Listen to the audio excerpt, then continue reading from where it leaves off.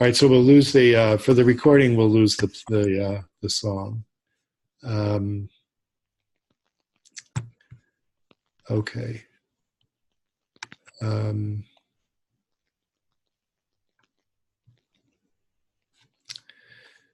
right, I don't understand what's okay. Okay, so I don't know if you can remember. Or so first of all, where do these words come from? Does anybody recognize them?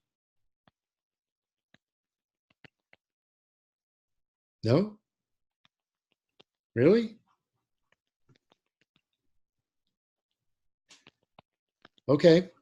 So they come near the end of the Magid section of the Haggadah, right? Of the telling, right? Before the meal, before you do Pesach. I'm not going to be more specific because I could be wrong. But anyway, definitely before the meal, right? And it's kind of the beginning of the conclusion. And it says, in effect, in every generation, in each generation, every individual should feel as though he or she had actively been redeemed from Egypt. Does that sound a little more familiar in the English? Yeah. I'm sorry. I should have let you keep seeing the English. That wasn't fair of me. So how does that, have you ever focused on that in a Seder? I would imagine most of you maybe have, or some of you maybe have. How do you usually understand this? In every generation, each individual should feel as though he or she had actually been redeemed from Egypt. You ever think about that? Like, what is... I think this is one of the more important lines in the whole Haggadah because it brings everything into the present, right? It says this is not just about history. This is about our present in some way. So anybody want to take a stab at some way in which you think this might feel like part of the present? Yeah, Dee? Well, I think every year we're, in my experience, trying to put ourselves in the place of the person who's been in bondage. And we all are experiencing bondage in our own lifetimes in whatever ways we experience them. And one of our main tasks in our lives is to work on liberating ourselves from the places of bondage. Good. That's the way I most often hear it, and the way I've most often said it, right? That bondage is not something that, it had a historical reality, but it doesn't only have a historical reality. It has a current reality in that, let's say, from Pesach to Pesach, we tend to tie ourselves up in ways that we don't realize we're doing until we notice them. And then we notice them, right? And so hopefully we notice them. Hopefully we notice them. Yes, that's true. All right. So, yeah. So that's one way. Anybody have another thought from that? Just out of curiosity? There's no wrong answers, so you don't have to be worried about it. But well, at our seders, what we do is each person shares some of what they feel has been holding them back and restricting them in many, many different ways. And it's a similar version to what Dee said, right? Yeah. You probably go to the same Seder sometimes. Not always. But yeah, I mean that's the personal dimension, right? I'm saying this is personal. How do I make this personal to me, right? And do I share it? Do I not share it? That would depend on who's running the Seder and how you feel about it. But that whole question about that making it personal. There's an interesting little thing that I noticed here, which is it says in the Hebrew, Chayav Adam lirot et atzmo, right? And Adam is required, right? Now, that's not the only, what does Adam mean, actually? Human. A human, right? Oh, so wait a minute, right? I might expect this, especially this being the national liberation holiday of the Jews, right? I might expect that it should say, B'chol dor bador chayav kol Yehudi, right? Every Jew, right? Or kol Yisraeli, right? Something like that, right? Something that would narrow it into us, but it doesn't use that, right? It uses the word Adam, which means a human being, right? It's a generic. Who's the first person? Adam, right? The first person is called Adam Harishon, right? The first Adam. And all of us are descendant from that Adam, right? So there's something a little more going on that I see here, which is more than just about us, but more about something that we realized and understood and need to reaffirm that understanding every year, right? So this came to me when I was giving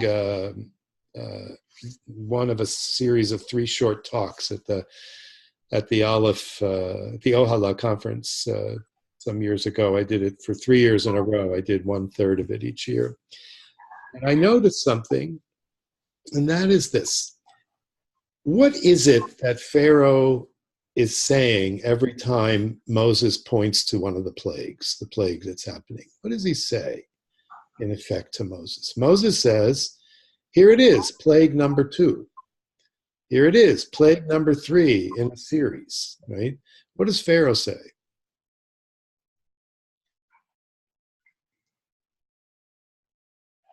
No, it's not. No, it's not. The river just turned to blood, that's all. It looks like blood, that's all. Right? Then the blood went away. Oh, look, now we have frogs. Right? Now we have lice. Right? But he's not going 1, 2, 3, 4, 5. He's not saying, oh my God, number 5, and now what is a 5-part cycle or a 6-part cycle? And Moses is telling him over and over and over again, pay attention, man. These are not isolated events. These are linked together, right?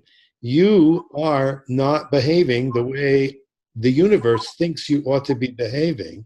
And so on behalf of the universe, or the universe on my behalf, God says, is going to inflict a series of interconnected plagues on you until you get it, right? How long does he take to get it? Till his own son gets killed. Yeah, right? Until the damage moves up the scale all the way to his family, meaning, in effect, right, to the Egyptian people, right? Only when it finally hits him, and even then, he backs off again, right? He still backs off again. Right? So he's making excuses all along for the lack of interconnectedness, right? These plagues are not connected.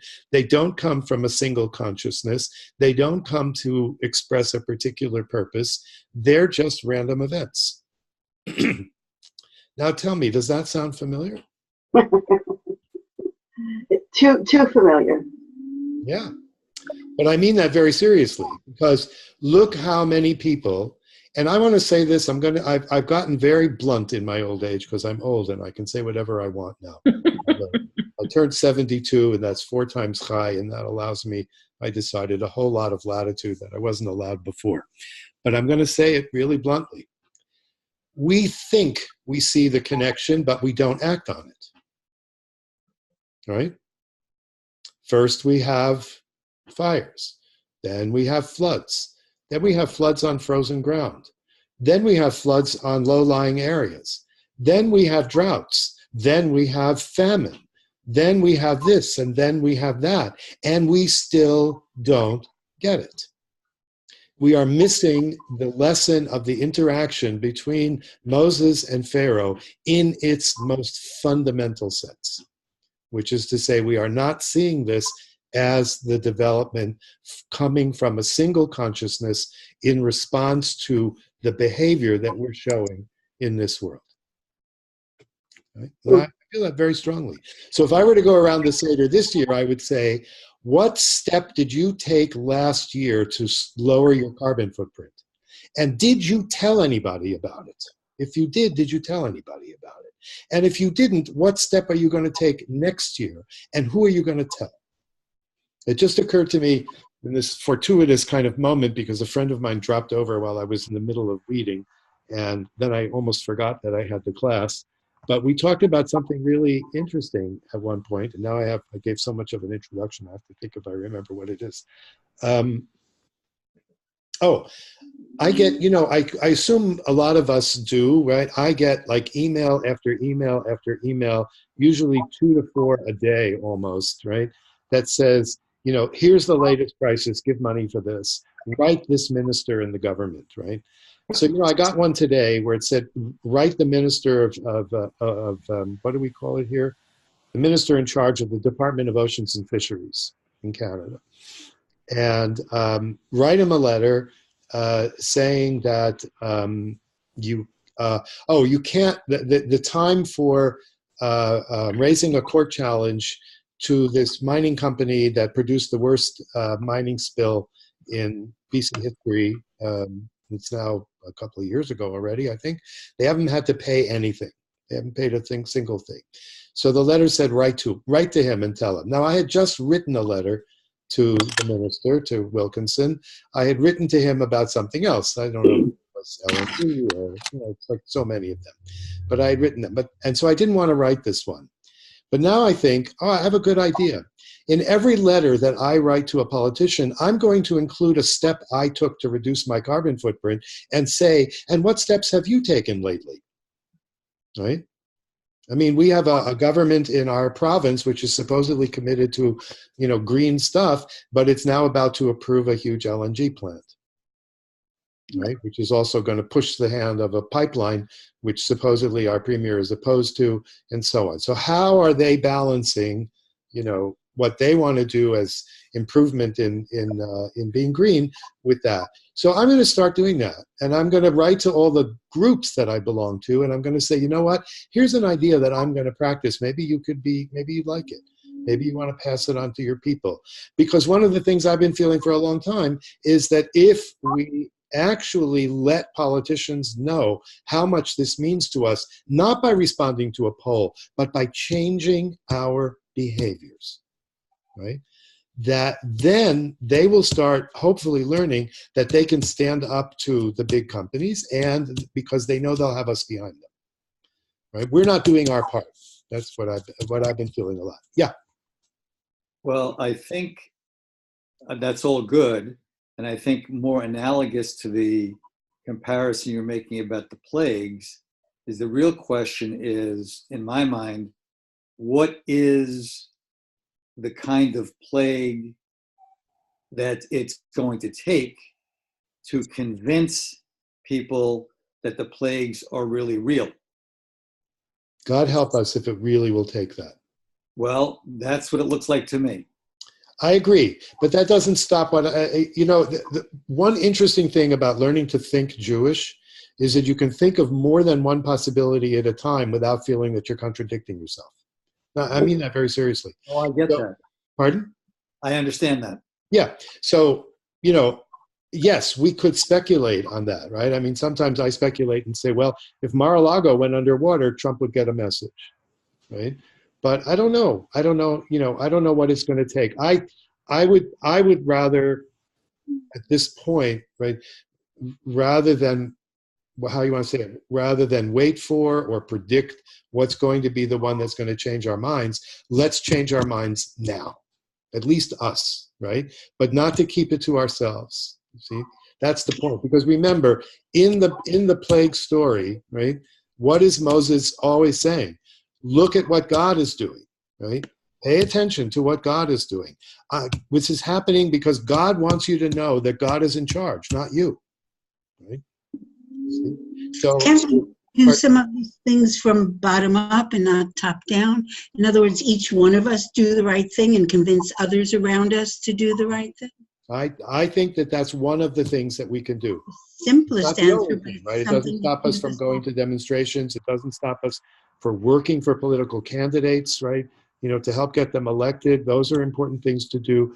But we can't trust them that they'll get anything done. So we each individually have to do something. I wouldn't say it that way. I would say, rather than place all my trust in them to get things done, I'm willing to share it, right? And I'm willing to put my money where my mouth is as best I can. And I don't think that means having, I've been experimenting with reducing the single-use plastic in my life. It's very hard. You know, you can't do it all at once, no matter how hard you try. I don't think anybody that I've read about has succeeded in doing it all at once. You know, and if they do, it's only for a short time, right?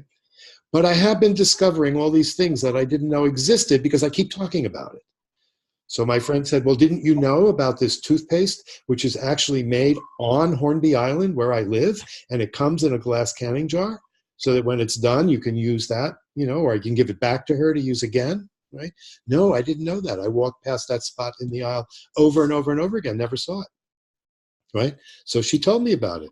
I told somebody else about that, and she said back to me, did you know that you could get a shampoo bar which will last 5 times as long as any plastic container of shampoo, and it just comes in a bar? In fact, where I bought it, it didn't even have a wrapper on it. I said, no, I never heard of that. She said, oh yeah, you can get it. And I did, right? And now I'm telling you about it. I told my sister because I've been using this silk dental floss that comes from Kutztown, Pennsylvania, and she's on her way there. So, you know, it's just like, and I've been writing the company, by the way. I wrote the company and I said, look, your product is made in in a cooperative in Central America somewhere. You know, that's great. I'm really excited about that. But you're putting it in a plastic container. And they wrote me back and they said, you're right, that's what we're doing. And in another very short time, we're going to get rid of the plastic container and use something else. They said this spring, so I'm waiting to hear from them, right? I got it myself. Daniel, as you were talking, I was thinking that one of the dilemmas that we are in and they were in so many years ago is each of the plagues affected the people. And somehow the Pharaoh seemed to have been untouched by them. Yeah, the 1% was untouched. And what Dee said earlier is that only when it touches, you know, the oligarchy, the ruling class, very directly and personally, will any change come. But in the meantime, the people suffer because of the behavior and actions of the actual turning point for Pharaoh comes when people start getting killed. That's what your concern is, I think. You know, I forgot your name. I'm really sorry, but Susan, or that was the only other man in the group besides me. Bob. Huh? Bob Hoffman. Yeah, right. Is that? He's sitting there quietly with your sunglasses on. And he's muted. You're muted, Bob. But he should be able to hear. Yeah. Yes. Sorry, I was muted. But yes, that is true. Yeah. So, you know, I think that that's, you know, look, even that horror story is already happening, right? I mean, people are getting killed right, left, and center by climate-induced, you know, stuff. So anyway, look, we're almost out of time. It's so fast. But I just wanted to put this thought down because inside the Pesach story, and it is true that the Pesach story is our story of national liberation, but our story of national liberation takes place in a context, right? It takes place in a context. That context in that story is Egypt. And our liberation story has a profound effect, at least so we say, on the Egyptians, right? Because they suffer, right? They suffer a great deal. And so my sense is that the reason that we maintain, one of the reasons that we maintain this story is to help ourselves and others remember that everything happens in an interconnected context, right? And that's what it means to say that's one of the things it means to say there's only one God, right? Which is to say everything originates and returns to the same source, right? To the same consciousness. And so this is an interesting, I mean, I did this years ago for a Tashlich ceremony when we still lived in Boston, so that was a long time ago now. And I said to everybody, instead of throwing breadcrumbs into the water, think of one behavior that you're going to change vis-a-vis your relationship to the environment, right? So I'm saying a similar kind of thing here, right? See what that is, broadcast it, right? Because remember that other story is so that they will know, right? That there is a God, right? So what are the adjustments that we're making which acknowledge that, in which we acknowledge the reality of God in our lives, even if we don't use the word God? I mean, the word God is just a throwaway word, right? It's not that crucial. The point is, if we really believe that there is a cosmic consciousness, then what are the individual steps that we are taking, and how do we let other people know about them? Is, I think, a good piece of the Seder, right? A good place to work from in the Seder, among many others. Okay, so I'd like to do another melody from that same paragraph. This is now the end of the paragraph, just for fun. So I'm going to put us on, out of control here. I'm going to put us on, where is my, I'm working on two screens and I can't, there we go. Okay, so I'm going to just share the screen with you one more time. And here we go. Okay, so everybody sees it now, yeah? Yeah. Okay, good. So here's how this one goes. This was a melody of the Diaspora Yeshiva Band from many years ago. Lo et avotenu bilvad ga'al HaKadosh Baruch Hu. Lo et avotenu bilvad, lo et imotenu bilvad ga'al HaKadosh Baruch Hu. Ela hafotanu ga'al imahem. Ela hafotanu ga'al. So the Holy Blessed One redeemed not only our ancestors, but God redeemed us with them. So the flip side of the teaching is that it's, we have to see ourselves as having gone out of Egypt, and to know that we are, in fact, redeemed if we so choose to be. Okay? So I'm going to turn off the recording.